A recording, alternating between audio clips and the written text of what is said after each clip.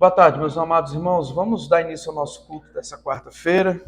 Depois de uma semana sem nos reunirmos por conta do feriado, estamos aqui novamente para glorificar, para honrar o nome do nosso Deus.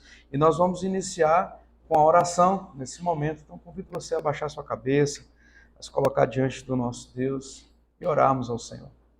Santo e amado Deus, nós te bendizemos, te agradecemos pela bondade do Senhor, porque até aqui o Senhor tem nos abençoado, nos guardado, e nós te pedimos, ó Deus, que continue, ó Pai, escutando as nossas petições, as nossas súplicas, que o Senhor, ó Deus, continue sendo o nosso Deus, nos guiando, nos ensinando a caminhar e a guardar, ó Deus, os teus mandamentos. É em nome de Jesus que nós oramos. Amém. Amém. Meus amados, vamos abrir a palavra do Senhor no Salmo 137.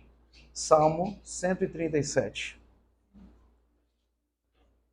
Você pode deixar depois marcada a sua Bíblia, que nós vamos ler todo esse salmo, mas agora nós vamos ler apenas os 3 primeiros versículos.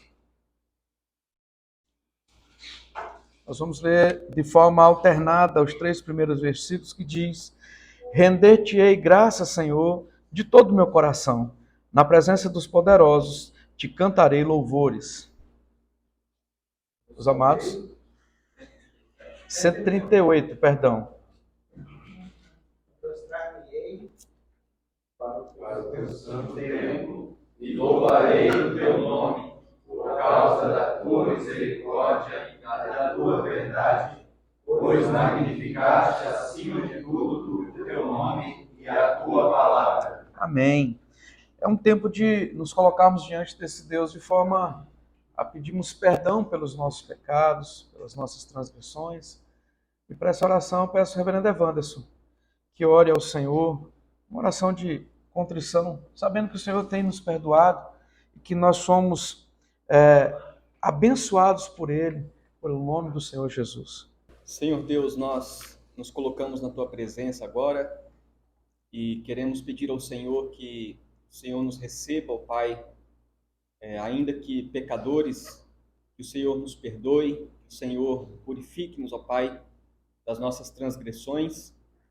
E nós pedimos o perdão do Senhor, ó Deus, por meio de Cristo Jesus, que derramou seu sangue por nós. E nós, ó Pai, na Tua presença queremos reconhecer que não somos nada, que nós não somos merecedores, ó Pai, de qualquer bênção das Tuas mãos. Mas nos colocamos diante do Senhor e nos humilhamos na Tua presença, pedindo ao Senhor que o Senhor nos perdoe. É o que nós te pedimos, ó Deus, em nome de Jesus. Amém. Amém. Amados, vamos cantar o hino de número 164, 164. Nome precioso, um nome incomparável, que é o nosso Senhor Jesus tem.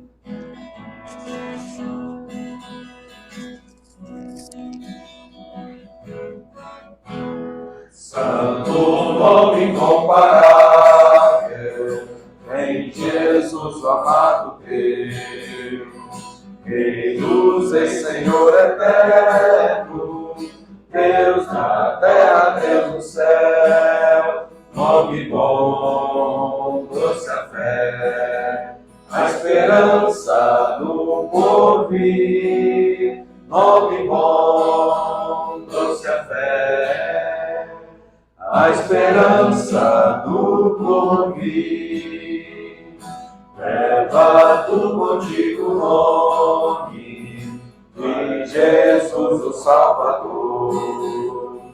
Esse nome dá conforto, hoje, sempre, onde for, nome bom, trouxe a fé, a esperança do porvir, nome bom, trouxe a fé, a esperança do porvir. Este nome leva sempre para bem te defender. Ele é a teu alcance quando morte aparecer. Nome bom, trouxe a fé, a esperança do porvir. nome bom nos é fé, a esperança do porvir. Amados, ainda no Salmo 138, diz assim o verso 4 até o verso de número 6, vai falar: render-te-ão graças, ó Senhor, todos os reis da terra, quando ouvirem as palavras da tua boca, e cantarão os caminhos do Senhor, pois grande é a glória do Senhor. O Senhor é excelso, contudo, atenta para os humildes. Os soberbos, ele conhece de longe. Essa graça irresistível de Deus que nos atrai a ele, que nos faz adorá-lo. É para isso que nós evangelizamos, para isso que nós investimos em missões, para que Deus seja adorado, para que Deus seja exaltado. Esse Deus que é todo maravilhoso, que é todo poderoso, a Ele seja a honra e seja a glória. Nós vamos ainda cantar o hino 194, hino 194, Morada Feliz.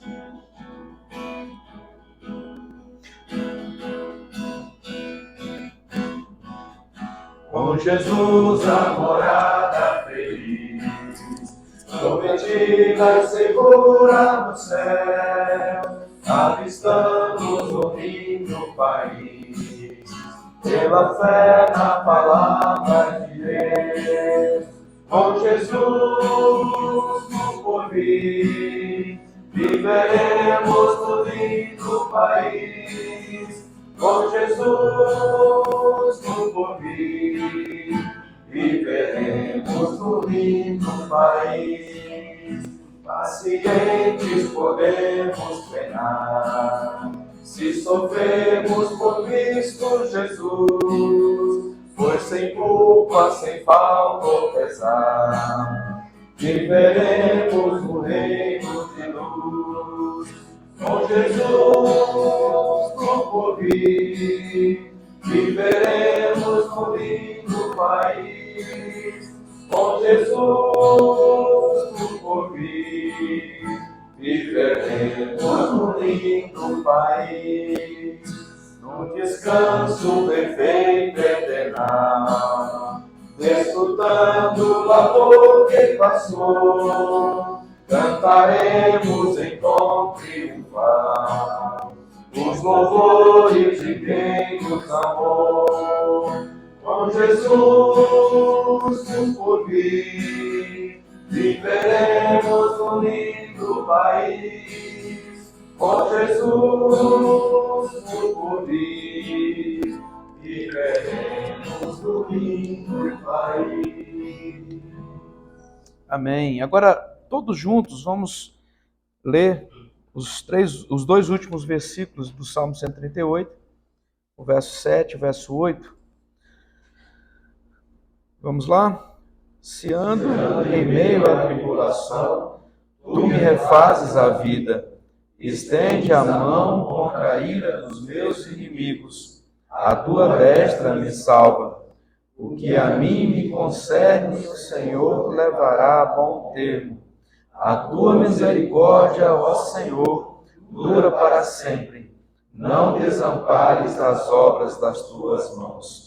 Como é bom saber que esse amor pactual de Deus está sobre nós. Isso nos faz refletir, adorar, ficar com o coração contrito e render louvores ao nosso Deus. Nós vamos orar ainda com a irmã Wanda, uma oração de adoração ao nosso Deus. Senhor Deus, nosso Pai, nós te agradecemos, ó Pai, nessa tarde, pelo privilégio de estarmos aqui na Tua presença, te rendemos louvores, ó Pai, nos prostramos nosso coração, Pai, diante de Ti, da Tua santidade, da Tua grandeza, ó Pai, porque somente o Senhor é merecedor de toda a honra, de toda a glória, de todo o nosso louvor, ó Pai. Nós te adoramos, ó Pai, nós te agradecemos. Nós somos imensamente gratos, ó Pai, porque o Senhor tem cuidado de nós, tem sido, ó Pai, conosco todos os dias. Por isso nós te louvamos, ó Pai, e te agradecemos por tudo. Em nome de Jesus que oramos. Amém. Amém. Amém. Amados, está conosco hoje, Reverendo Diego.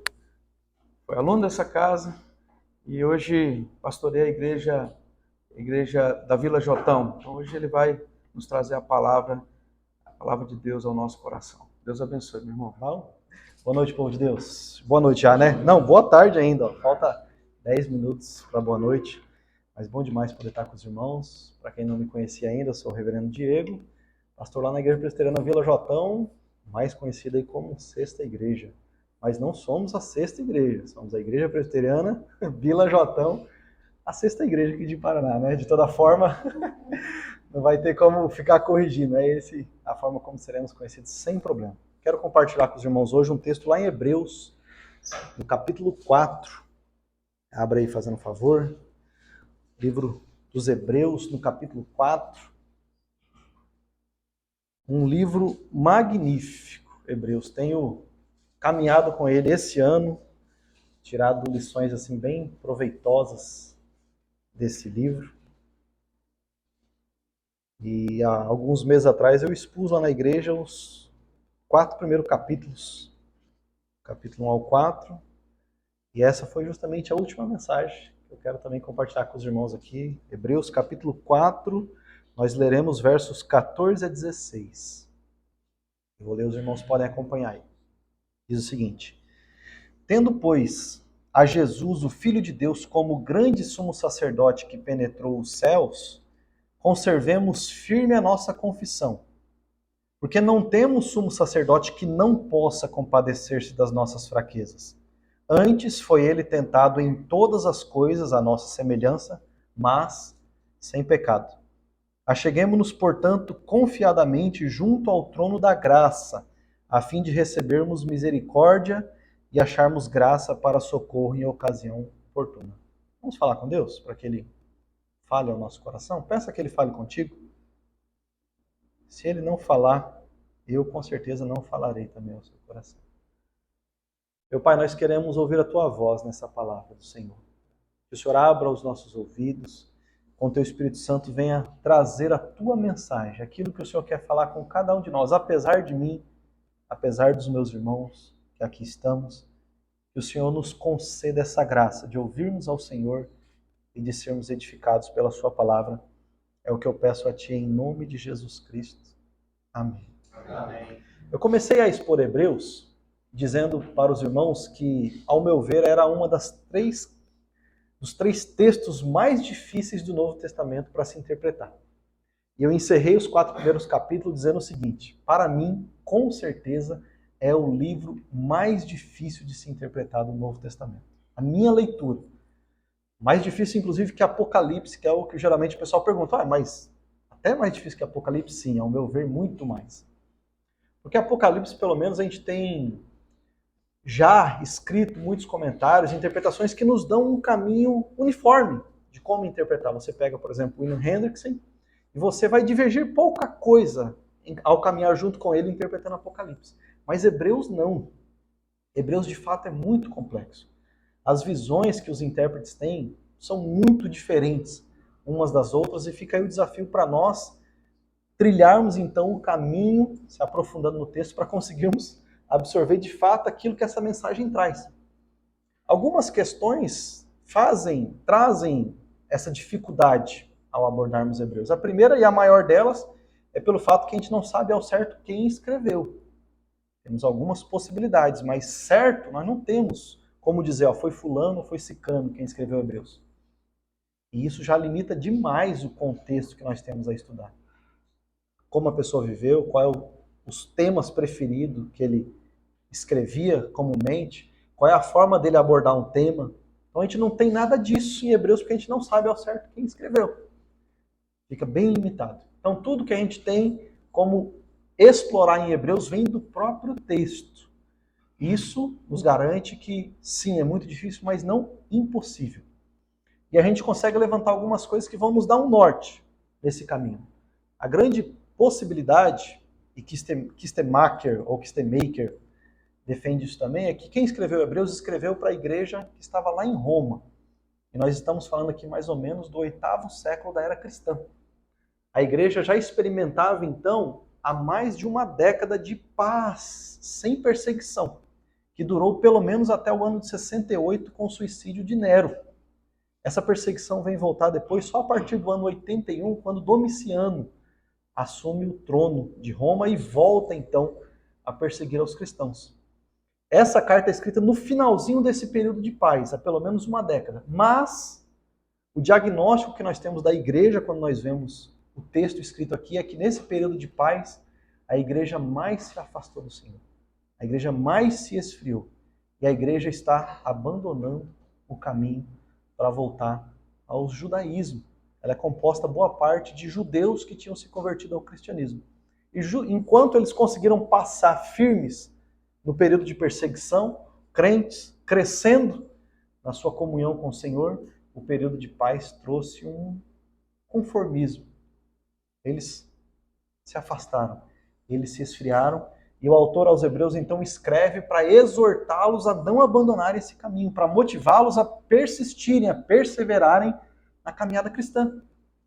Se você ler todo o livro, você vai perceber que, resumidamente, o que ele está gritando é o seguinte: é uma loucura abandonar um caminho superior, que é servir a Cristo, para voltar àquilo que acontecia no Antigo Testamento. Isso é ilógico, isso é louco. Em outras palavras, é isso que ele está dizendo. Nos capítulos 1 a 10, a gente vai ver que o argumento principal dele, a principal motivação que nós temos para não abandonar esse caminho é o próprio Cristo. Quem ele é. Do capítulo 1 até o verso 13 desse capítulo 4 aqui, ele vai destacar o ofício profético de Jesus Cristo, para nos dizer que a palavra de Cristo é maior do que foi a de todos os profetas do Antigo Testamento. Ele não é um instrumento de Deus anunciando a palavra de Deus. Ele é a expressão exata de Deus. E a palavra que ele diz, ela tem o controle de toda a nossa vida, como ele diz nos últimos versos aqui, de 11 até o 13. Todos nós estamos manifestos diante dessa palavra. E só ela tem o poder de entrar no mais profundo do nosso ser e fazer o que precisa ser feito. Portanto, devemos seguir a palavra do grande profeta, o próprio Deus falando a nós, que é Cristo. A partir do verso 14, que é o texto que nós lemos, ele vai até o capítulo 10, abordando um outro ofício de Cristo, o sacerdócio, Cristo como sacerdote, para nos mostrar que o que Cristo fez tornou perfeito e aberto o nosso acesso a Deus. O sacrifício dele foi perfeito e por isso feito uma vez apenas, não sendo necessário tantas vezes como acontecia no Antigo Testamento, prática que eles estavam querendo voltar. Cristo é o nosso sacerdote. E tendo Cristo como nosso sumo sacerdote, nós temos tudo o que nós precisamos. E por isso o tema da nossa mensagem de hoje é o grande sacerdote que temos, que é Jesus Cristo. E ele vai trazer duas afirmativas para nós, na sequência desse texto que nós lemos. A primeira delas é que esse sacerdócio, esse grande sumo sacerdote que nós temos, ele é um sacerdote divino e celestial. É divino porque ele não é um homem apenas escolhido dentre os outros homens para fazer a mediação entre nós e Deus. Ele é o próprio Deus que se encarnou para ele mesmo, por meio do seu Filho, como ele diz, tendo, pois, a Jesus, o Filho de Deus, como grande sumo sacerdote, ou seja, é um sacerdote vindo dos céus, ele é Deus que faz essa mediação entre nós e o próprio Deus e o Pai. Ele está comparando aqui, se você pegar para ler desde o capítulo 3, ele está fazendo uma comparação com o que aconteceu com o povo de Deus caminhando no deserto. O como eles deixaram de ouvir a palavra de Deus, vinda por meio de Moisés, e deixaram de confiar na mediação que havia em benefício deles por meio de Moisés. E por isso eles pereceram na caminhada. Eles abandonaram a caminhada, eles ficaram querendo voltar para o Egito. E quando ele faz essa comparação, ele está dizendo para os seus leitores, para aqueles que o ouviram primeiramente, e também para nós, que a nossa situação é muito melhor do que aquela. O grande sumo sacerdote que nós temos é o próprio Filho de Deus. Não é um homem imperfeito. Não é alguém que falhou como Moisés falhou. Em Cristo, a nossa mediação é perfeita. Nós temos tudo o necessário, todo o favor de Deus disposto a nós para conseguirmos trilhar a nossa caminhada até o fim, até a Canaã celestial que nos está prometida, porque nós temos um grande sumo sacerdote, é Jesus, o Filho de Deus. E ele está destacando uma coisa muito importante. Se a gente não parar para prestar atenção no contexto, a gente acaba ignorando esse ponto aqui. A paz, ela tem uma diferença muito grande no senso que nós temos de dependência de Deus. Durante os dias de dificuldade, Deus deixa muito mais claro e aberto os nossos olhos o quanto nós não temos o controle da situação, o quanto a nossa força não consegue fazer frente às dificuldades que vêm na nossa vida e o quanto, por causa disso, nós dependemos inteiramente de Deus. As adversidades da nossa vida nos ensinam assim. Porque quando as coisas estão tudo bem, existe um risco no nosso coração de nos acomodarmos, de esquecermos do quanto nós dependemos de Deus, o quanto nós dependemos do favor de Deus para conseguir caminhar, para conseguir permanecer firmes no caminho. E é justamente isso que aconteceu com esse povo. Por isso ele começa falando justamente isso, que nós temos um sumo sacerdote. Porque o tempo de paz que aquela igreja estava vivendo ocasionou que eles caíram na tentação de se afastar de Deus, de se esquecer da dependência de Deus e foram pouco a pouco esfriando o coração. Esse é o mal do nosso tempo também. Quem tem mais de 30 anos aqui, eu não sei se tem alguém que tem menos de 30 anos aqui. Tem? Um que fala a verdade e outro que fala mentira? Os dois? Então, não sei se pegaram essa experiência. 3? Olha aí, então tem 3 aí abaixo de 30 anos. Quem tem pelo menos 30, sabe como que os tempos, há umas décadas atrás aqui, eram muito mais difíceis as condições. Quando a gente ficava doente, a gente não tinha um hospital para ir. Às vezes tinha que sair para ir para outra cidade, longe, ou ele ter que ir lá para a capital. Chegava um certo horário da noite, acabava a energia, a gente dormia era no escuro mesmo. Existiam muito maiores dificuldades do que a gente enfrenta hoje. Mas as dificuldades tinham um benefício. Não nos deixavam acomodar. Hoje as coisas são muito mais cômodas. Nós temos diversos recursos à nossa mão. Quando você pega o pessoal das primeiras turmas aqui do seminário, ou até da época do Ibro, que diferença. Que facilidade que nós temos hoje. Naquela época era muito mais difícil. Quantos dependiam muitas vezes de vir uma oferta para ter, para como conseguir comprar uma roupa. Ia ter uma roupa para fazer uma formatura se alguém doasse. Senão não tinha. Ou para poder ir no culto com a roupa um pouco mais chique. Então, as coisas eram muito mais difíceis, mas o grande risco que nós corremos por estarmos nesse tempo um pouco mais tranquilos é de esquecermos que em tudo dependemos de Deus. Nós precisamos relembrar o nosso coração que sem Cristo nós não podemos fazer nada. Quanto mais nós nos afastamos de Cristo, estamos fadados a conseguirmos viver menos para Deus, agradar menos a Deus, fazermos menos aquilo que está em nossas mãos. Porque sem Cristo nós não conseguimos fazer nada. Nós dependemos totalmente desse sacerdote. Se não fosse esse sacerdócio de Cristo, não havia esperança para qualquer de nós. Com certeza o nosso destino seria a perdição. Não conseguiríamos perseverar nessa caminhada se não fosse o sacerdócio perfeito de Cristo. Por termos então esse sacerdote que é o Filho de Deus que penetrou aos céus, ou seja, ele foi aceito diante de Deus. Quando ele ressuscita e é levado aos céus, a mensagem que está sendo nos dada é que o sacrifício que ele fez foi aceito. Ou seja, o favor de Deus por aqueles a quem ele morreu está dado, está garantido, está conquistado pelos méritos de Cristo. Nós temos o favor de Deus doado a nós em Cristo Jesus. Se não fosse isso, nós seríamos igual a Caim. Poderíamos até fazer sacrifícios. Poderíamos até oferecer culto a Deus. Mas não havia possibilidade de ser aceito. Porque com certeza somos maculados. Com certeza é imperfeita a nossa adoração. Com certeza a nossa santidade é falha. Então nós só conseguimos perseverar nessa caminhada porque nós temos o favor de Deus oferecido a nós. E não é um favor que vez por outra pode nos ser concedido. É um favor permanente. É por isso que nós conseguimos entender que nós perseveraremos até o fim. Deus persevera em nós por causa da mediação do seu Filho. Ele penetrou aos céus. A comparação que o leitor que pegava essa carta com o que acontecia, tanto no tabernáculo quanto no templo, era o sacerdote entrava uma vez ao ano e daqui a pouco ele saía. Porque ele não podia viver na presença de Deus. Era impossível isso para ele. O nosso sumo sacerdote, não. Ele penetrou aos céus, ele está lá na presença de Deus. É por isso que nós vamos perseverar, porque o favor de Deus permanecerá sobre nós, por causa de Cristo. Porque ele intercede junto ao Pai por nós. Porque o favor dele está garantido a todos aqueles que são lavados por esse sangue.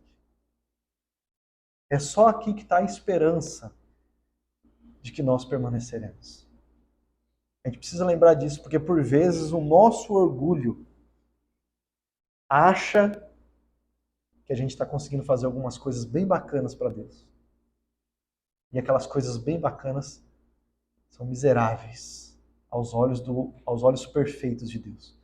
E são aceitas diante dele e manifestam a glória dele, porque elas são recebidas diante de Deus pela mediação de Jesus Cristo. Portanto, olha como ele diz no verso 14: tendo, pois, a Jesus, o Filho de Deus, como grande sumo sacerdote que penetrou os céus, conservemos firme a nossa confissão. Portanto, já que nós temos esse grande sumo sacerdote, que a gente conserve firme a nossa confissão, que a gente persevere na nossa confissão. E essa expressão aqui é uma das que é mais difícil de compreender. Você vê os comentaristas, cada um tem uma versão do que ele está dizendo aqui. Mas o próprio autor aos Hebreus deixou exemplos na carta do que ele quer dizer como conservar firme a confissão. Capítulos 3 e 4, ele está falando um exemplo negativo disso, mostrando como o povo que foi liberto do Egito não perseverou até o fim. Não conservaram firmes a confissão. Olha, nós temos um Deus que vai nos levar até aquela terra. Eles não conservaram a sua fé nessa promessa que Deus tinha dito. Então, conservar firme a confissão é justamente isso. Continuar com fé naquilo que Deus disse em sua palavra. Esse é um exemplo negativo. Capítulos 3 e 4, o povo de Israel caminhando no Egito. Nós não devemos ser como eles. Eles não conservaram firmes a confissão. Mas no capítulo 11, você vai ver diversos exemplos positivos de pessoas que conservaram firmes a confissão. Deixa eu citar apenas algum. Leia comigo, capítulo 11, versos 13 a 16 de Hebreus. Capítulo 11, verso 13 a 16. Ele já tinha citado alguns nomes do Antigo Testamento: Abel, Enoque, Noé, Abraão e Sara. Já tinha citado pelo menos esses então, e ele diz o seguinte: todos estes morreram na fé, sem ter obtido as promessas, vendo-as, porém, de longe e saudando-as, e confessando que eram estrangeiros e peregrinos sobre a terra. Porque os que falam deste modo manifestam estar procurando uma pátria.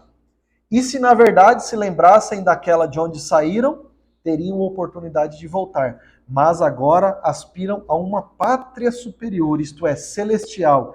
Por isso, Deus não se envergonha deles de ser chamado seu Deus, porquanto lhes preparou uma cidade. É isso que é conservar firme a confissão.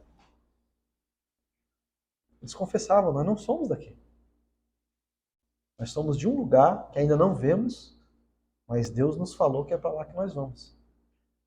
As adversidades foram grandes na vida deles, mas eles continuaram conservando firme a confissão. Eles permaneceram, eles perseveraram, e esse é o chamado que o autor está fazendo para a sua igreja agora. Nós temos um sumo sacerdote perfeito, Filho de Deus. O favor de Deus está conquistado para nós, porque ele está lá diante do Pai, aceito. Então que a gente conserve firme, que a gente persevere. Ele fala isso porque, com certeza, todos nós também enfrentaremos várias adversidades.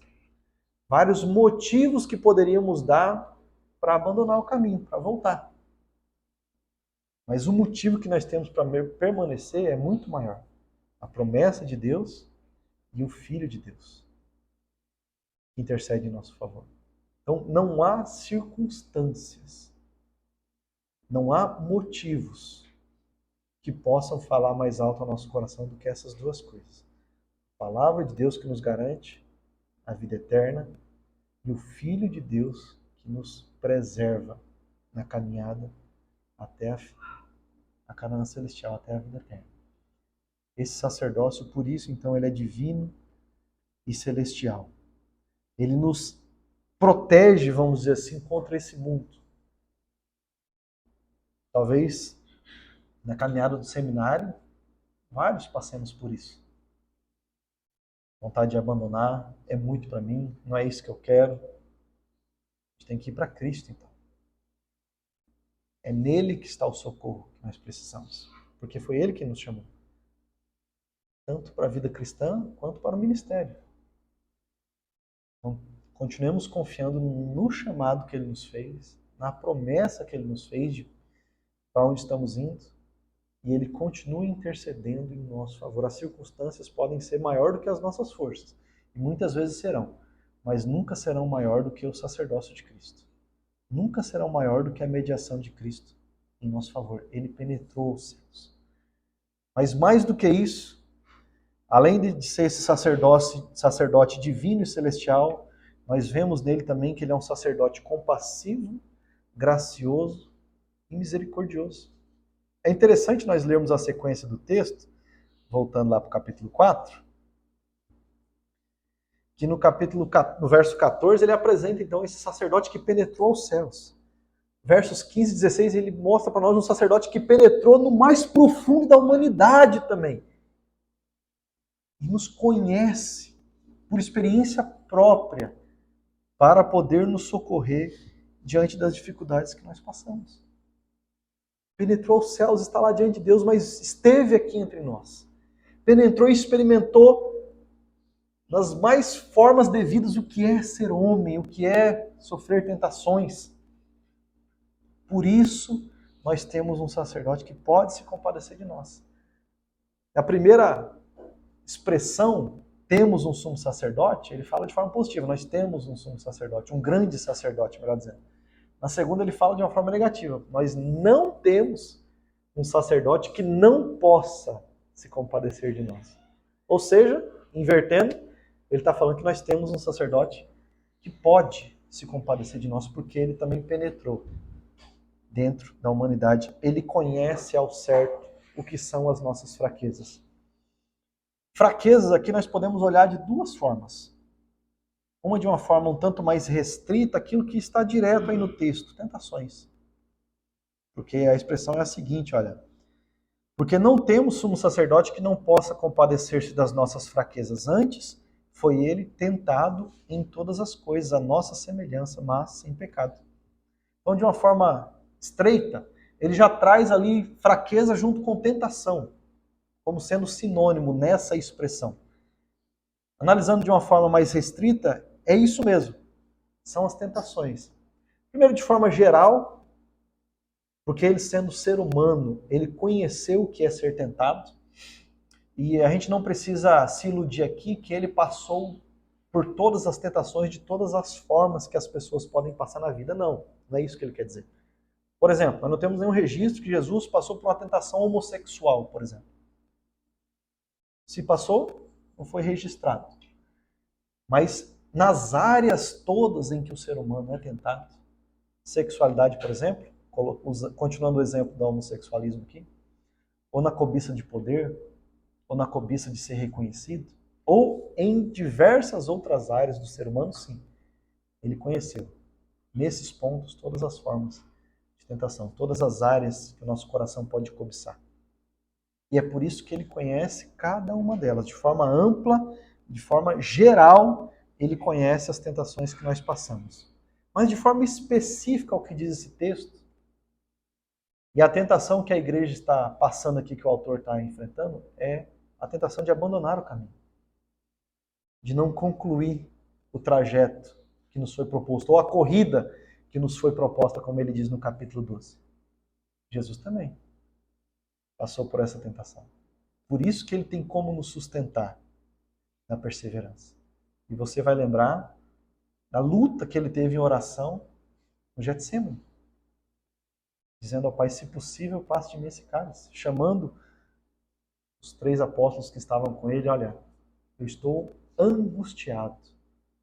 Orem comigo. Porque a tentação que vinha sobre ele ali era de não concluir a obra. A tentação que vinha sobre ele ali era de parar por ali. Não enfrentar esse último passo, que era beber o cálice. Então, ele sabe o que é ser tentado a abandonar o caminho. Quando isso vier ao nosso coração, a gente pode chegar diante dele e colocar justamente isso, sabedores de que ele conhece o que é isso. Ele conhece o que é esse tipo de sentimento. Porque na nossa mente, talvez nós já nos convencemos. Não tem como continuar. Não é para mim. Não, agora eu já cheguei no meu limite. Isso é o que nós imaginamos. Mas existe força, existe ajuda, existe socorro da parte do Pai em Cristo para nós resistirmos até nesses momentos onde nós já nos convencemos de que nós temos que abandonar o caminho. Nós temos um sumo sacerdote que pode se compadecer da nossa fraqueza. Além dessa interpretação de forma restrita, que fraqueza significa diretamente tentação, João Calvino ele traz uma interpretação um tanto mais ampla, que eu gostaria de citar aos irmãos. Comentando esse versículo, ele diz o seguinte, olha, é possível que alguém pergunte aqui qual o significado de enfermidades, entre parênteses, fraquezas. Esse termo pode ser tomado em diversos sentidos. Alguns o tomam no sentido de frio e calor, fome e outras necessidades corporais, bem como desprezo, pobreza e outras coisas do gênero, como vemos em muitas passagens paulinas, especialmente 2 Coríntios 12. Entretanto, há uma opinião mais acurada que inclui muito mais que esses males externos, ou seja, as emoções da alma, tais como preocupação, aflição, medo da morte e outras sensações semelhantes. Então ele amplia o que o autor está querendo dizer aqui como fraquezas, não só para o que é exterior, o que é físico, o que é da necessidade básica do ser humano, mas ele traz também para o que ele chama de emoções da alma. E ele cita várias. Porque na verdade a luta acontece nos 2 aspectos. Se a gente parar para ver a própria luta de Jesus lá no Getsemane, a gente consegue perceber que havia ali sim uma angústia. Havia ali sim muito. Além da tentação exterior, de fato, sua emoção da alma também estava sendo tentada. E por isso ele também pode nos socorrer. Concordo com o reverendo Marconi, como ele luta enfaticamente ao afirmar que a palavra de Deus ela é suficiente para nos tratar até em relação às nossas emoções, até em relação à nossa psique. E foi isso que o próprio autor dos Hebreus acabou de dizer nos versos anteriores. Só ela pode penetrar. Só ela tem acesso ao mais interior do nosso coração, do nosso ser, que nada pode acessar. Nenhuma ciência, nenhuma técnica, nem ninguém, a não ser a palavra de Cristo, que pode cravar lá no fundo do nosso coração e nos ajudar. Por isso que o João Calvino amplia um pouco. Eu quero citar apenas 2 dessas, das quais ele citou, porque eu imagino que elas, dentre as originais, são as principais motivos de aflições da alma. Vou citar o medo e a solidão. E por que considero elas como os originais? Por exemplo, é comum hoje em dia as pessoas terem um diagnóstico. Eu estou tendo uma crise de ansiedade. Aquele dia eu tive uma crise de ansiedade. Talvez a psicologia consiga analisar apenas nesse aspecto. A pessoa estava em extremo ansiosa, ficou descontrolada por causa dos seus sentimentos e teve essa crise. Mas conhecedores da palavra, nós sabemos que na verdade o que ela teve não foi uma ansiedade. Ah, eu estou ansioso demais por algo que ainda vai vir. Não, na verdade ela teve um medo pelo futuro. Ela teve um medo descontrolado de algo que poderia vir e que poderia ser ruim para ela. A falta que houve ali, geradora daquele medo, foi falta de fé. Foi uma fé débil que provocou essa falta de confiança no Deus que tem o controle da nossa história, do amanhã e do depois de amanhã. Por isso que a palavra pode tratar o medo que essa pessoa tem. E mais do que isso, quando estamos passando por esse tipo de fraqueza, nós podemos recorrer a Cristo. Porque nós temos um sumo sacerdote que pode se compadecer de nós no medo, pelo que ele próprio passou e venceu. Estava ali em angústia. Em angústia, talvez que nenhum de nós passe em toda a nossa história, a ponto de soar sangue. Mas venceu diante do Pai em oração. Ele sabe então que é passar por isso. Quando os soldados chegam, ele já tinha vencido esse medo, essa angústia. Ele já estava pronto para enfrentar o que precisava enfrentar em favor daqueles que ele estava conquistando pelo seu sacrifício. Por isso ele fala: quem vocês procuram? Jesus Cristo. Sou eu, estou aqui. Ele já tinha vencido o medo. Por isso, no dia que nós estivermos assim, existe socorro em Cristo para conseguirmos vencer também esse medo.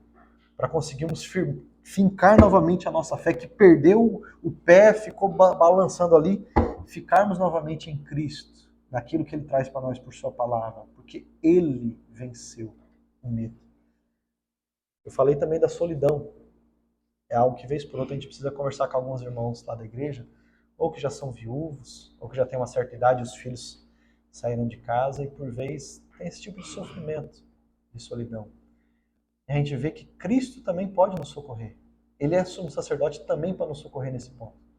Porque ele também enfrentou isso e de uma forma muito maior do que a que nós podemos enfrentar. Quando ele estava na cruz, levando sobre ele o meu e o seu pecado. E chega o momento de apresentar então a sua vida, entregar a sua alma a Deus, que o olha vendo sobre ele os nossos pecados. Ele não é então ali amado pelo Pai, mas pelo contrário, é a ira de Deus que ele vê para ser derramada sobre ele por causa dos nossos pecados. Ele clama: Deus meu, por que me abandonaste? Ele também enfrentou isso, a solidão. E pode nos socorrer quando essa for a amargura da nossa alma. E mais do que isso, venceu essa solidão de estar separado do Pai nesse sentido, de estar com os nossos pecados sobre Ele. Para que eu e você não precisemos sofrer isso eternamente. Para que eu e você possamos então recorrer a Ele no momento em que isso vier a afligir a nossa alma e encontrarmos um socorro de quem sabe o que é isso, em um nível muito maior, e possamos encontrar diante dele o socorro que ele nos tem. Então o Getsemane com o medo e o Gólgota com a solidão são exemplos que nós temos de como Cristo enfrentou as nossas fraquezas, porém sem pecado, e venceu cada uma delas, e agora ele pode se compadecer de nós. Portanto, no verso seguinte, então, ele faz a aplicação do que ele quer dizer pelo fato de termos esse sumo sacerdote que pode se compadecer de nós. Portanto, acheguemo-nos àquilo que ele chama de trono da graça. Acheguemo-nos, portanto, confiadamente junto ao trono da graça. Nós temos um acesso agora porque ele enfrentou tudo isso por nós. O caminho está aberto. Nós devemos se achegar a Deus. E como que nós nos achegamos a Deus? Pelos meios que Ele próprio estabeleceu, os meios de graça. Não temos mais um templo hoje construído, onde a gente entra lá naquele prédio e nos é convidado a atravessar o véu para ir diante da Arca da Aliança. Não temos isso, temos algo muito maior que isso, superior a isso, incomparável com isso. Nós temos acesso diretamente ao trono de Deus, por meio de Cristo. A gente não entra num prédio, a gente não atravessa uma cortina. A gente entra na presença de Deus. E mais do que isso, pelo fato de Cristo estar lá, nós vivemos todos os nossos dias na presença de Deus. Mas quando ele fala se achegar, não é nesse aspecto de estamos na presença de Deus, mas irmos se alimentar desse trono. Irmos buscar o socorro, a vida, a graça nesse trono de graça. E isso nós fazemos pelos meios de graça. Palavra de Deus, oração e os sacramentos. E dependendo do teólogo que você for ler, de alguma parte da Europa, vai incluir ali a comunhão entre os irmãos, também como meio de graça. São esses os meios para nos achegarmos diante de Deus. E nós vamos encontrar ali um trono que ele chama de trono de graça, no sentido de que existe graça abundante para nós ali. A fonte das graças para a nossa vida é o trono de Deus. Por meio de Cristo é que nós recebemos todas as graças que nós temos na nossa vida. Por isso nós podemos chegar confiantemente nesse trono, sem medo de sermos rejeitados, de ser negada a graça a nós por causa dos nossos pecados, porque Deus tem um trono de graça. Por que eu estou enfatizando isso aqui, meus irmãos? Porque com certeza, eu e você ainda pecaremos miseravelmente ainda um dia. Com certeza nós ainda cairemos em uma situação que vai dar para nós vergonha de se chegar diante de Deus. Vergonhosamente. E a nossa postura naquele momento vai ser de não querer ir até Deus. Nosso coração vai pesar mais a força do nosso pecado ou a repetição dos nossos pecados, que já pedimos perdão diversas vezes. E erradamente vamos se abster de se achegar diante de Deus. E o que nós devemos fazer é justamente o contrário. Se achegar diante de Deus. Achegarmos a Deus confiadamente junto ao trono de graça. Para que mais uma vez sejamos constrangidos pelo amor de Cristo. Para que mais uma vez sejamos inundados pela graça que vem desse trono que lava-nos dos nossos pecados. Para que a vergonha que pode vir daquele pecado não domine o nosso coração. Para que Satanás não possa usar aquilo para manchar, vamos dizer assim, a imagem do Senhor que nós refletimos. Porque existe diante do Pai, por meio de Cristo, um trono de graça, que Ele nos chama para chegar confiadamente, porque nós temos o favor de Deus. E mais do que isso, Ele fala para chegarmos a fim de recebermos misericórdia e acharmos graça para socorro em ocasião oportuna. Didaticamente, a gente consegue até entender a diferença entre misericórdia e graça. Nesse contexto aqui específico, me parece que ele está dizendo que misericórdia é quando nós caímos e Deus deixa de nos punir. Nós merecemos sim a ira de Deus, mas Ele concede a nós misericórdia. Ele se compadece da nossa situação. E a gente acha graça pelo fato de que Ele mais uma vez nos transforma e nos preserva nessa caminhada, apesar dos nossos tropeços em cada momento dessa caminhada. Por isso que Ele fala que lá nós acharemos misericórdia, receberemos misericórdia e acharemos graça em ocasião oportuna. Ou seja, no momento da tentação, no momento da fraqueza, é o principal momento que nós devemos nos achegar diante de Deus.